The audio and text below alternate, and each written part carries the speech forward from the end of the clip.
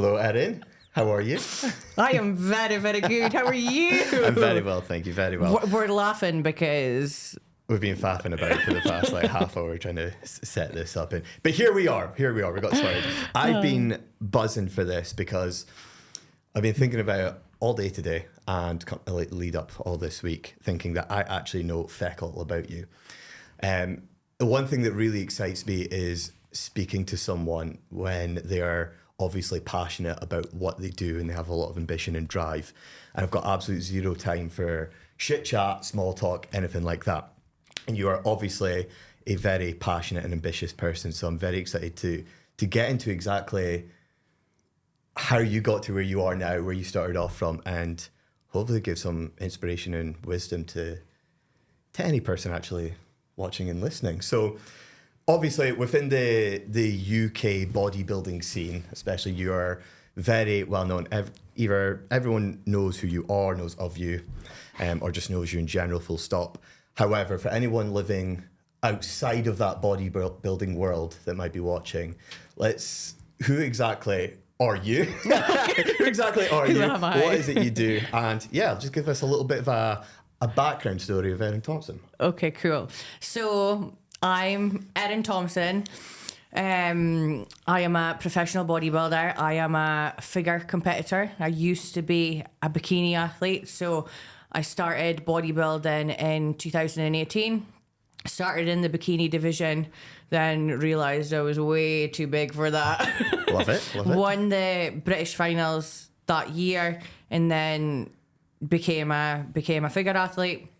So I won my pro card in 2019, which is a couple of years ago. Like, it honestly feels like yesterday I won my pro card. But when it comes to me, like, with the position that I'm in at the moment, it's like I've built myself up from nothing. Like, I am actually originally from a very small town called Fraserburgh, the Broch. Yes. For those that are local. Up the Broch. For those that are local to Aberdeen, I used to live in Fraserburgh, and I was in the wrong group of people. I was going out drinking, taking drugs from Thursday right through till Monday. I was someone that had no purpose in life. I didn't know what to do. I started engineering, working for my dad's company when I came out of school. I left school early because I wasn't interested in it. I had no desire for education. I was like a little shit in school, basically. So came out of school, did that for maybe 6 months, and then travelled America. So I was supposed to go on a girls' holiday to MAGA, and I completely sacked that off and went and worked in America for 4 months at a kids' summer camp in North Carolina, which was amazing. And I teach the kids how to play golf. I teach them how to swim. And that's when I realised that my purpose in life was actually helping people. Like, I just loved helping people. And I'm not like the biggest fan of kids, if I'm being 100% honest. So like being like a teacher or something to kids was just not in the equation. So I went to the gym at the time. I used to be a competitive dancer and swimmer when I was younger, but had a bad skiing accident, broke my collarbone, snapped the ligaments in my knees. So I had to get an operation, and I was in like a massive leg brace for it was over a year. I was walking about, and every month the doctors would dial it so I could bend my knee a little bit more. So I retired from dancing and swimming, and I think that was the problem that led me down the path of drinking drugs, because I had nothing to focus on. Yeah. And then got into the gym for recovery, and then that's how I found bodybuilding. And then once I came back from America, I did my personal training course, and then just led into bodybuilding from there. Being an absolute unit from there. Yeah. So just for anyone that's kind of listened there, what is the difference between bikini and figure competitively? So bikini is about, in my opinion, it's about, I think everybody is naturally made for one or the other. Bikini is very much glutes, delts, little waist, and it is not as much muscle as to what figure it is. There's like 4 women's like classes when it comes to bodybuilding. There's bikini, figure, physique, and then bodybuilding. So figure's like basically the next step up. Figure would be the equivalent to classic physique in male bodybuilding. Classic physique is about shape, structure, symmetry, balance, and figure's the same. I'm not someone that has got massive glutes, unfortunately, so when it came to doing the bikini poses, they were just not suited to me. But even then, like, I did what I needed to do in bikini. I won the overall, so I was like, where do I go from here? Because at that time there wasn't PCA pro cards, there wasn't even a prize for winning the British finals. You got nothing. So I was like, right, I'm going to move to IFBB, and there's no chance I could have done IFBB bikini. Could you imagine? I think there's something to be said there, though. Instead of sitting in a class that you obviously weren't suited for, just kind of for the sake of it, and maybe just actually, biting the bullet and progressing into the next step, essentially. Moving from, well, first off, what kind of dancing was it you did? Highland dancing. Love it. That's so Scottish. So Scottish. I love it. So obviously going through your rehab work and working away in America, was it a snap decision where you just woke up one day and were like, fuck dancing, fuck all of that, I'm just going to get absolutely massive? Or is it a case of it sort of transitioned over time and gradually built up? So it was from the injury. So basically I did dance and swimming, got injured, started the gym for recovery. So while I was in my bad girl era of like drinking and taking drugs, I was still actively going to the gym at that point. And then it was just like, I just woke up one morning and I was like, I'm not wanting to go away on a girls' holiday. It was like a group of like 4 other girls. None of those, well, apart from one, I've got one friend out of that group that I still talk to now. But they were not my friends. They were just people that went out and got drunk. You shared that one thing in common with them. Rather than actually being a friend group, it was you shared that one thing in common. It was the party lifestyle. Yeah, so... Been there.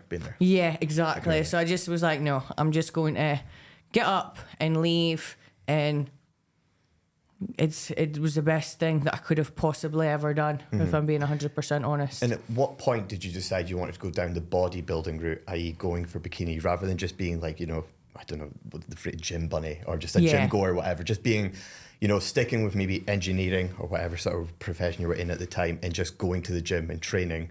At what point did you decide, no, bodybuilding is the route, that's what I'm going to go for?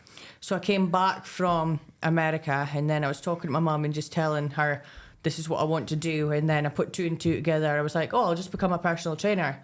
I go to the gym. It means that I'm helping people. There's not much personal trainers in Fraserburgh. I'll go and do that. So I went and did, I think it was a 6-week intense course. So I went down to Glasgow, did a 6-week intense course, which I met another girl on that course that did WBFF. So I didn't even know anything about bodybuilding or anything at that point. But because I'm so competitive and because I'm like such like a driven person, when she mentioned that she competes, I was like, oh my goodness, I need to do that. So I was actually originally going to be a WBFF gal when I started. And then I properly researched and everything. I was like, oh no, I'm not doing that. I'll do PCA. But she didn't have a clue what she was doing either. So like she coached me through it, but she didn't have a clue what she was talking about, like in terms of like diet, with posing. Like I should never have been in the bikini division to begin with anyway. I should have always have been in figure from the start. But I went with that. That was probably one of the best things that I could have done for me as a coach as well, though, because it pushed me to actually learn and do research properly with how to, especially managing like a rebound out of a deficit, because she basically just left me to your own devices. She was just like, she was like, it's totally fine, just don't track. I gained 10 kilos in a week. Yeah, that will happen. For anyone who doesn't know about a rebound, basically where you come out of a very restrictive diet where you're eating next to zero food, basically, obviously, your craving anything and absolutely everything. And if it's not controlled, and if you don't have the proper guidance and coaching through it, shit will hit the fan and you will put on 10 kilos in 1 week and lose the ability to walk due to water retention in your ankles. Exactly. Also been there. That's why it is so important to get a coach. Yeah, like absolutely. it's so important to be with a coach through that, because it's your leptin and ghrelins are fucked at the end of a deficit, and if you don't have a coach and if you don't have someone there to walk you through it, you're going to end up You're in for a being shit time. like what I was like my first time. Would you make the argument that rebound or post-diet, post-show phase is more difficult than the prep itself? 100%. Yeah. Because you've got no control. The hunger's elevated 100 times worse. But even then, like when it comes to post-show, this can happen out the back of a photo shoot prep or a diet where you do lose a significant amount of weight. Like even like, what's that, like Herbal Life and stuff like that, you'll get that rebound because you're on such a restrictive diet that you'll get that rebound in weight after, because your body obviously wants to gain fat again. So yeah, it is a lot It's harder. hard, it's more difficult. Going into the coaching side of things, at what point throughout your bodybuilding career did you decide, right, I fucking love this shit, I want to help people do the same shit that I'm basically doing? So basically started off as a personal trainer, was in DW Sports for a period of time, and then started doing like fitness classes and everything. And then when I started doing my first prep, I started posting on Instagram a couple of selfies here and there, and then naturally started to like get comfortable talking on my Instagram stories. And then I think I had like 3 competitors, like after my first season I then had like a couple of online clients, and I used to do like 8-week challenges to begin with. So it was all like mainly people that were like mums and people that just wanted to lose a lot of weight. Yeah. So I ended up getting a lot of results because I was getting because I was charging so little. I used to charge like £20 for an 8-week challenge, and my online coaching price when I started was £50 a month. Fucking so miracle. like when you start in that position, I was getting all of these people in, and then the results came, and I was like, okay, this is cool. And then more people like started kind of like reaching out for competitions, which is ace. For sure. During the sort of coaching, what age were you when you started coaching? 18. 2015 I started. I'm 27 now. So how much years ago was that? 27, 26, 25, 24, 23, 9. 24. Yeah. Yeah. Started 20. in 2015. Yeah. Yeah. Just shy. 20 then. Just shy. And then how many competitions had you done before you made that? Were this while you were repeating that you started coaching? Yeah. So I was a hybrid coach, so like personal training and online coaching until COVID. So like COVID was like, because at that time I had like 20 online clients, but I was doing personal training at the same time. So you were personal training up until COVID? Yeah. You've fucking blown up in the past year or two, eh? Holy shit. Yeah, that's my like turning point. Like up until COVID, I was working in the gym like 50 hours a week, plus having 20 online clients on top of that. So worked right up until COVID, and then because of COVID, I was like, oh well, I've got the government grants now, so I can go fully online. It's totally fine, because that was the thing. I was like, do I risk my monthly salary, like monthly wage, coming down significant to potentially not get more clients? So when it came to lockdown, I was either, in that scenario, I either sink or swim here. A lot of personal trainers were using it as a holiday, but I actually used that time to my advantage. So I was doing like Facebook Lives, I was doing like HIIT sessions, I was doing like workouts with like a scarf and everything.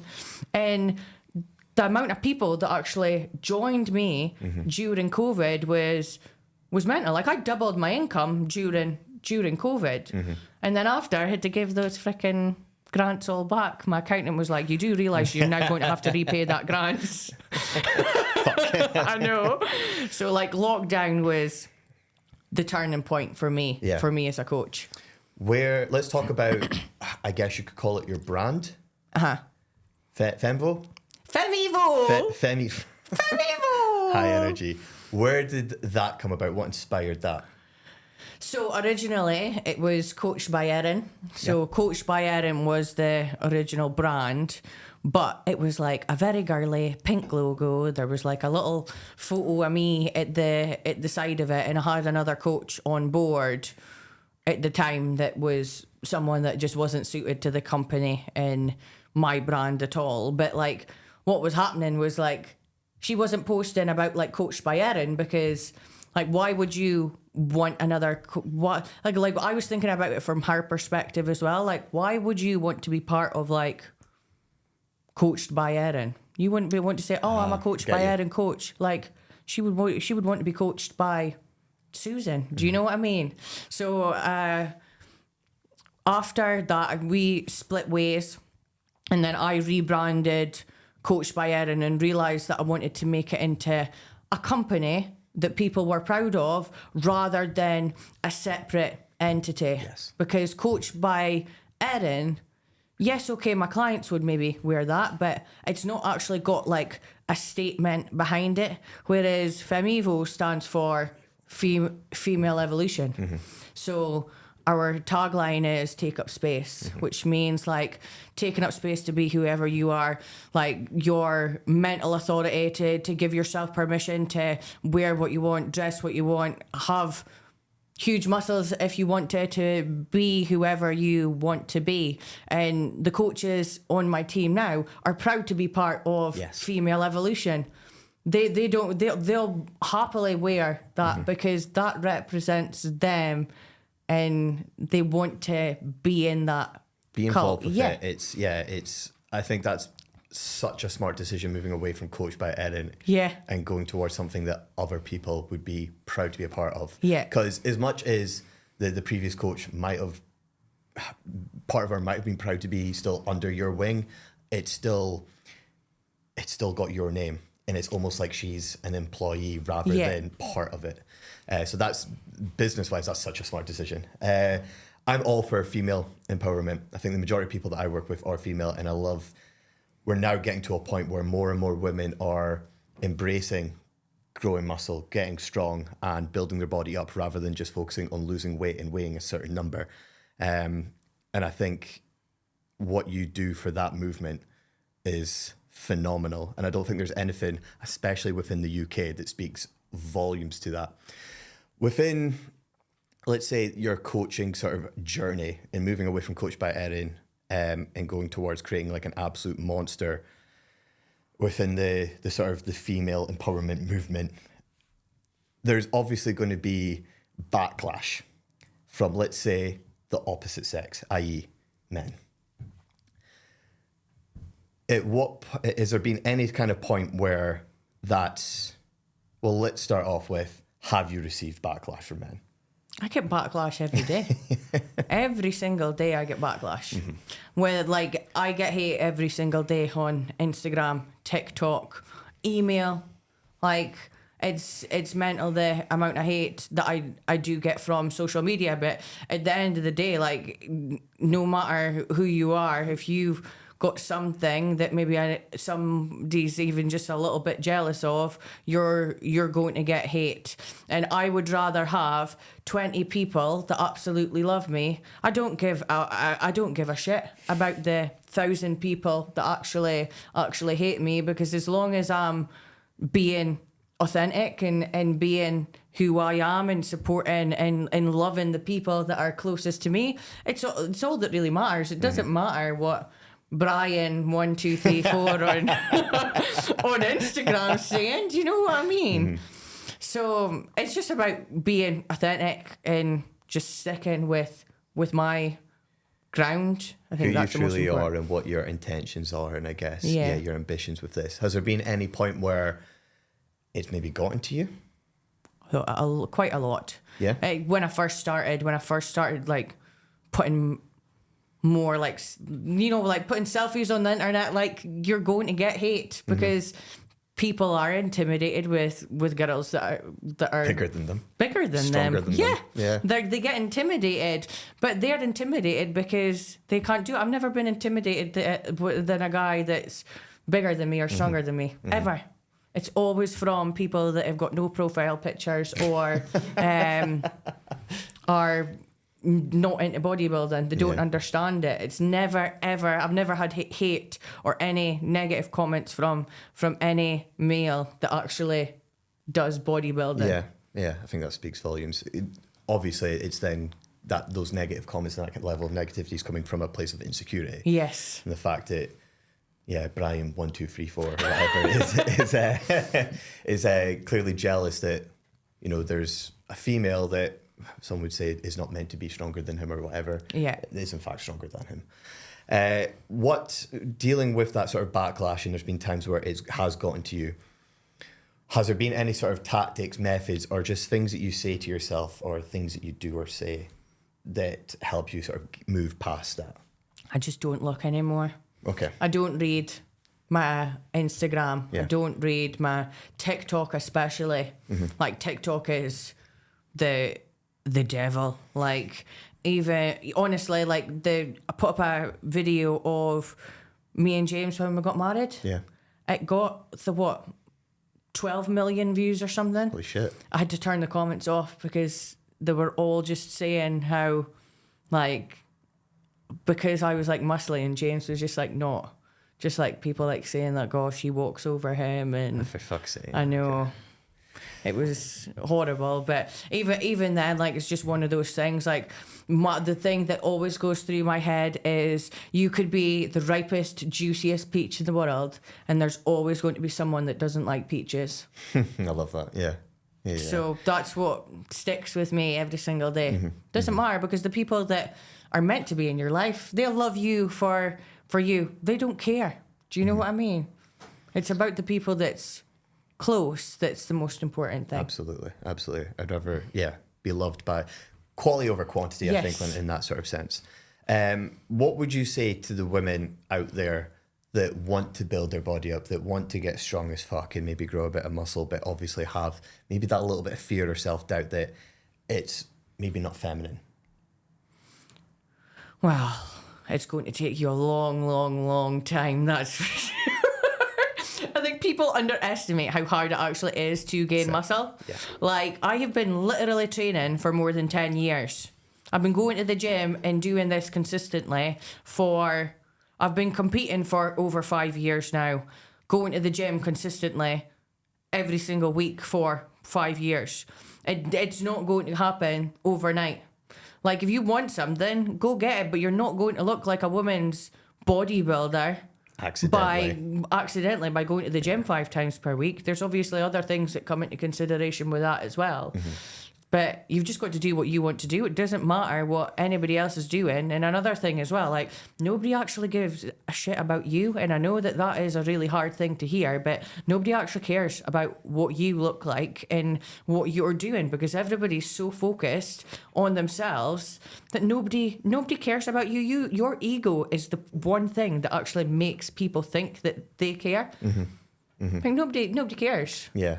I could wear like a police costume into the gym and train, and nobody would give a shit. Nobody would give a shit. Might get a second glance. But I may get a second glance, but they wouldn't care because they're so focused on themselves. I think you made a very, very good point of there's this fear with women building muscle that they're going to turn into Dwayne Johnson or get absolutely massive. You need to realise that there are literally tens of thousands of males with 10 times the amount of testosterone that you have out there trying to get big, trying to build muscle, and are having a shit time doing it. It's not just something that you're going to wake up and it's going to happen overnight, or it's going to happen accidentally. I think if it's something that you are intentionally trying to do, then gradually, maybe over the years, it will happen. But if it's something that you don't want to happen, chances are it's not going to happen. Yeah. And I think I'm glad that we're getting to a point where more and more women are embracing building muscle and getting strong. Yeah. And showing the Brian 1 2 3 4s of the world that yeah, it's good for everyone to be strong. It's good for everyone to push their limits and push their body like that. Yeah. This is the one that I was really looking forward to asking you. What's the ultimate goal with the brand? The ultimate goal in my life is to help as much people as I possibly can. Mm-hmm. That's why I've got the podcast. That's why I got Femmevo. Got something else coming. I want to help as much people. Can I share what that thing is? Not yet. No? Okay, all right. Had to try. Unfortunately, not yet. I want to help as much people as I possibly can in every single way that I possibly can. So with Femmevo, the plan is just going to have more coaches, create a bigger team, create more awareness, but really take more steps towards the Take Up Space campaign, because I love that. Take Up Space is... That's such a good slogan. Yeah. I love it. Especially for like the female sort of empowerment kind of movement as well. Yeah. It's great. Is there ever going to be a point where, I mean, you might already do, I'm not too sure, where you take on male clients? Yes. Yeah. Oh, is that the next thing? Is it? Oh, fuck, sorry. Cut that out. Oh, no, I don't mind. It's totally fine. It's totally fine. But yeah, I'll just talk about it actually. So we don't have to. It's fine. Okay. We've got Cat's out the bag. Femmevo, but Femmevo is a way to launch. So Femmevo is male evolution. And the tagline for that is going to be Feel the Fear, because Feel the Fear and Take Up Space are going to join together. So that's I'm buzzing. That's the next adventure. So Femmevo is going to be targeted to males. It's going to be heavily influenced on PEDs, so males getting a proper understanding of PEDs, how to utilize them safely, efficiently, how to build muscle properly through like diet and obviously training. And then basically those two are going to merge together for educational seminars, posing seminars, and we'll just be like basically just to take over all under one roof. So that's very exciting. That's the next thing. Is this purely aimed towards male competitors or lifestyle as well? It's going to be both. It's going to be both. Good. So that with Femmevo, we've got Danny and Dana. Dana's now going to be just doing competitors. Danny is going to be lifestyle / Femmevo, because she gets a lot of male interest on her Instagram. That's and interesting. then we've got another 2 coming into Femmevo as well. So there's going to be another lifestyle. There's going to be 3 in Femmevo and then 5 in Femmevo. That's really exciting. I'm looking for. When is this? When's this? This is like... Have we talked about too much? Oh, no, it's coming soon. It's coming soon? Yeah. Okay. Everything's kind of like finalising for it, so... Good. I'm excited for you. It's getting there, which is exciting. In terms of like growing the brand to where it is now, has there been anything specific that you've necessarily struggled with, or that's kind of maybe held you back, or just created a bit of hardship along the way? The thing is, like, there's so much failures. Yeah. No matter what business you have, I'm very much a person that'll try things. Like, I'll just do it, and if it doesn't work, I'll just move on to the next thing. Like, for example, with Coached by Erin, I had a girl on as a coach. We had totally different values and ethoses within coaching. I'm very much someone that's like, you've got to show up, you've got to be consistent, you've got to be consistent every single day. So I would be posting that on the Instagram, and then she would be coming on the day after and being like, take a day off, you don't need to track your macros, eat intuitively, don't weigh your food. So like the consumer was coming onto the Instagram and being like, what on earth is going on? Do I track my macros or do I not? So that is probably the biggest piece of advice for anyone. Like, if you're growing a business, make sure that you're going through a hiring process, and make sure that that person has got the same values and ethoses as you do before you take them on. I think as well, when I'm nowhere near a point where I'm going to be taking on another coach, but I think just making sure that person's like vision aligns with yours as well at the same time. So I don't know, like maybe at the very beginning when you made that switch from Coached by Erin over, you taking on a male coach probably wouldn't have been in line with that. Yeah. However, absolutely nailed the whole like female niche, lack Yeah. of a better word. Yeah, and that's allowed it to just absolutely blow up. I think, what would you say are, what qualities or traits or attributes make a good coach? Supportive. Caring is the biggest one. Actually giving a shit about clients' mental and physical health. Like actually caring about how they feel. Because every single person goes through a hell of a lot on a day-to-day basis. Every single person has got demons that they maybe don't talk about. And a coach is there to be a therapist and to be a shoulder to cry on, to be a moral support, and be like a coach is there to get you results, yes, but they're there to educate you. Like, why are you doing everything that you're doing? This is why your nutrition's the way that it is. This is why your training is the way that it is. So like results, support, education, and actually giving a shit. But like actually giving a shit about coaching and about their job. Too many coaches take days to reply, or they get like a one-word check-in response or like a thumbs up. Yeah, all good, moving on to next week. So that's not coaching. Do you know what I mean? Absolutely. You said something really refreshing there, the support side of things.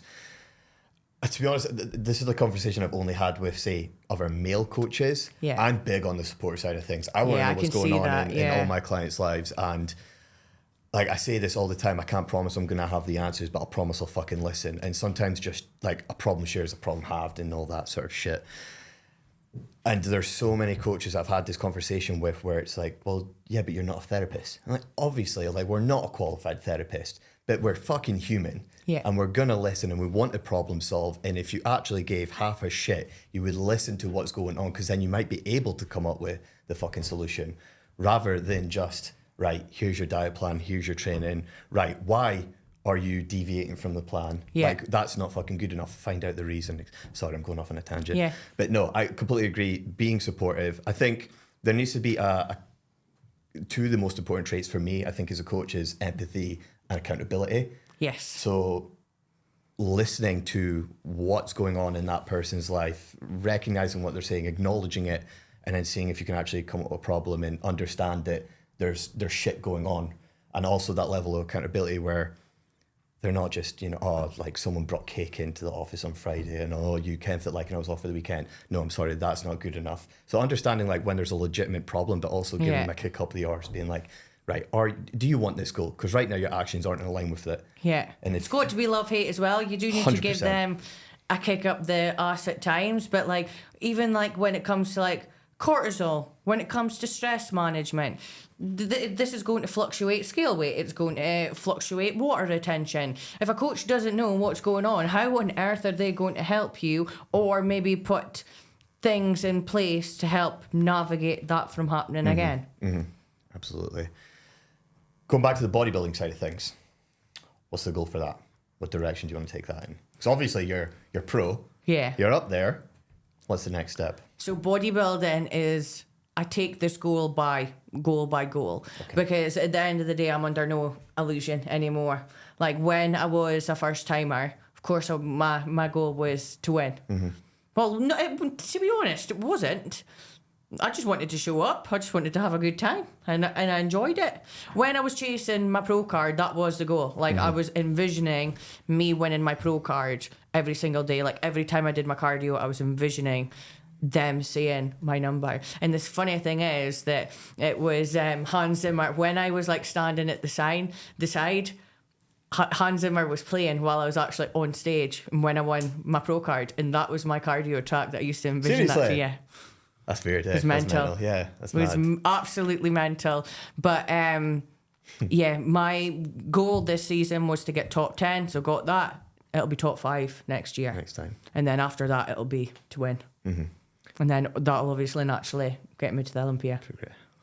Oh, that's exciting. That's the big leagues for anyone who hasn't got a fucking clue what that is. That's top tier. Get there. In terms of you being the athlete rather than the coach, have you ever had any bad experiences with coaches? As in you being coached? Me being coached? Yes. From like my coach? Yeah, so someone coaching you. Oh, yeah. For example, I've not actually had a lot of coaches, but my last coach, he forgot things, took days to reply to check-ins. An online coach is doing nothing else. Do you know what I mean? Especially if they're bodybuilding. Yeah. I can do all my check-ins by lunchtime. I can do more 20 check-ins a day.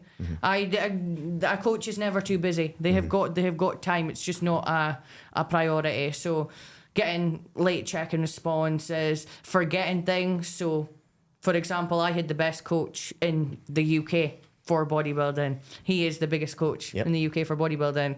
He would forget how many weeks out I am, and he used to just deplete me down. He wasn't looking over things, wasn't caring.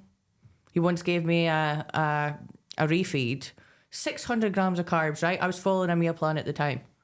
4 of that meals was cream of rice. Aye? Oh. Why? We all love cream of rice, but come on. No, but I'm a tiny little human. I was only 50 kilos at the time. 600 grams of carbs coming from one of the most voluminous meals possible is only going to be a disaster from a digestion perspective. I'm not slagging him off, by the way, guys. I sound horrible. Well, he got you to a certain point, but I'm aware of who this person is, and from my understanding, he has his golden boys. Yeah, but what's to take into consideration as well, that anybody is looking for a coach, the biggest coaches are not the best. Take that into consideration. Like, the biggest coaches are not the coaches that you should go for. I think, especially when they're some of them are more prioritizing volume over actual quality of service. Well, that's maybe a good question. What would you... I think the term best coach for you is obviously subjective.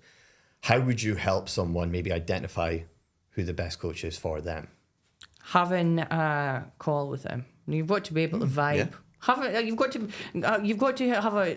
If you're looking for a coach, like, go on a phone call with every single coach, because you'll be able to see what kind of person they are, and if you can actually build up like a trustworthy relationship with that person as well. You can ask questions and make sure that they know what they're talking about. And if for females especially, if you are like a bodybuilder, for example, make sure they understand about androgenic compounds for females, because the majority or a lot of male coaches in the UK don't.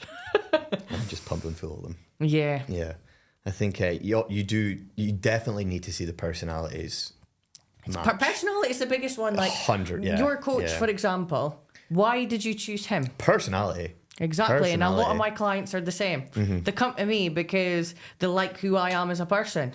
It's not just about the results; it's about that person. Yeah, and I think that's such an important thing to remember for other coaches as well, is why you always need to be authentic in terms of like plastering yourself on social media, because you do not... there's obviously, when you're first starting out, you kind of just want anyone and everyone to come on board. Ultimately, you need to pay your bills, etc.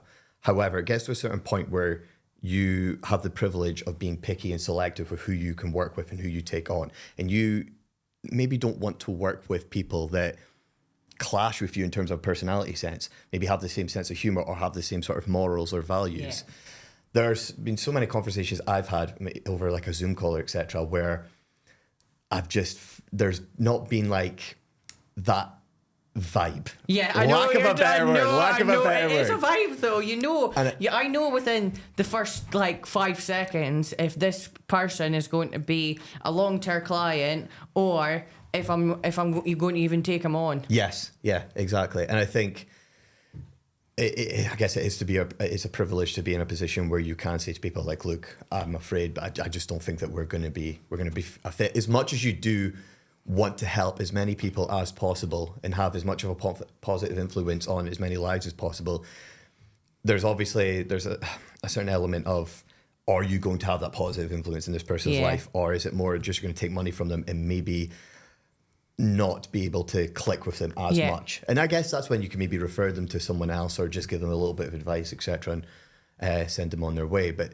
no, I definitely think that that's why it's important for coaches to be authentic in terms of on social media, because you want to attract the kind of people that you want to work with. Into the last thing you want is certain people on social media being like thinking that you're something that you're not, etc.